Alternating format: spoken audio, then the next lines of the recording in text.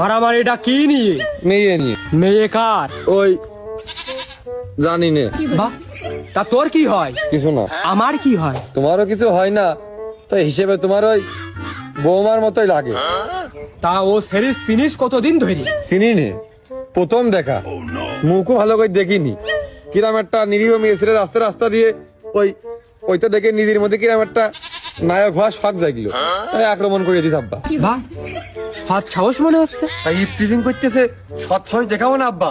ওই রাস্তাতে নিরীহ মেয়েটা, ও যদি সাপোজ আমার প্রেমিকা হইতো, না আমার বউ হইতো, নাই তোমার বিটার বউ হইতো, নাই তোমার ছেলের বউ হইতো, তুমি কি করতে? শুধু বউ আর প্রেমিকা লাইনে গেল, মেয়েও তো হতে পারতো। পাইতো, কিন্তু আমি তো আব্বা ওইভাবে ভাবিনি। আমি তো মনে করে যে এই লাইনে ভাবিছি, আর ভাইবে একবারে নায়ক হয়ে আক্রমণ করে দিছি। নিরীহ মেয়ে ছেলে রাস্তাঘাটে ইফটিজিং, দেখি সহ্য করা ভাই। বাহ, কি সুন্দর, কি সুন্দর। তা তুই এত সুন্দর করে যে মিছে কথা কোস, আমার শুনলি দেহর মধ্যে আরাম থেকে। আব্বা এ বেলা যা কলাম সব তোমার কাছে মিছে কথা মনে হইলো। না, মনে হবে কে? আমি শিওর তুই নির্ঘাতে মিছে কথা করছিস। আব্বা তুমি এটা কি কইলে, আর বাসি মুখ লাথি মারলে। বিশ্বাস করে আমি ওই মেয়ে আমার তো মনে করো যে পরিচিতও না, কিছু হয়ও না, এর মধ্যে আমার কোনো স্বার্থও নেই। এই রাস্তাঘাটে ইফটিজিং দেখে এই কিরকম একটা নিজের মধ্যে এই বীর সৈনিকের মতন একটা ভাব হইলো। তারপরে আমি ওই সামনে ধরে মারিছি আব্বা, বেশি মারিনি তো, ওই মারতে যাচ্ছিলাম ওর মধ্যে দৌড় মেরেছে। হ্যাঁ, তবে ওই পাড়ার ওই আশিক তো উল্টো সুর শুনলি। সি আব্বা সি, কি যুগ জামানা হয়েছে, কেউ কারোর ভালো দেখতে পারে না। সেটা ভালো কাজ, ভালো কাজের কেউ আইল জিতে হাঁটেই না, কেউ দেখতেই পারে না।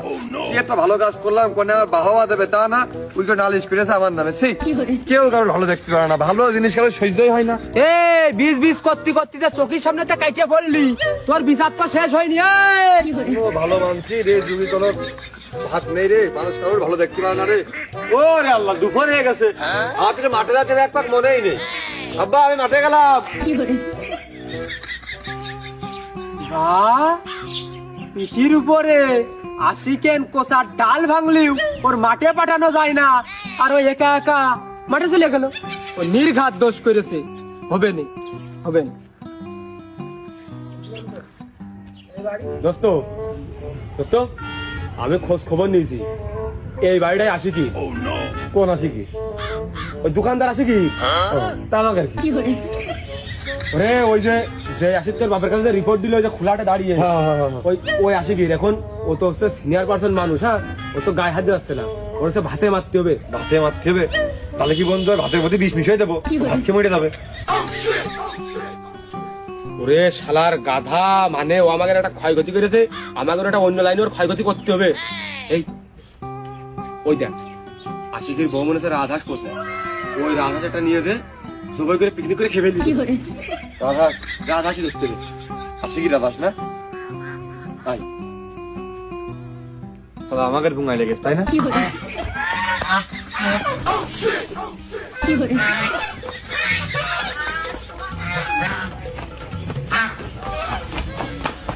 ডাকিস না, খাতে দিবা না।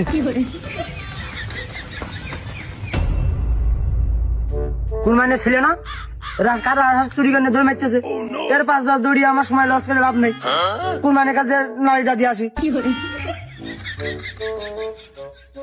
ও তা রাজহাঁস না পাতিয়া?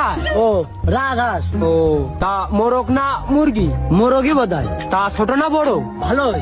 ও তা কি কালার? রানী দৌড়িয়ে চলিয়ে গেল, ভালো তো দেখতে পারিনি। ঝাপসা।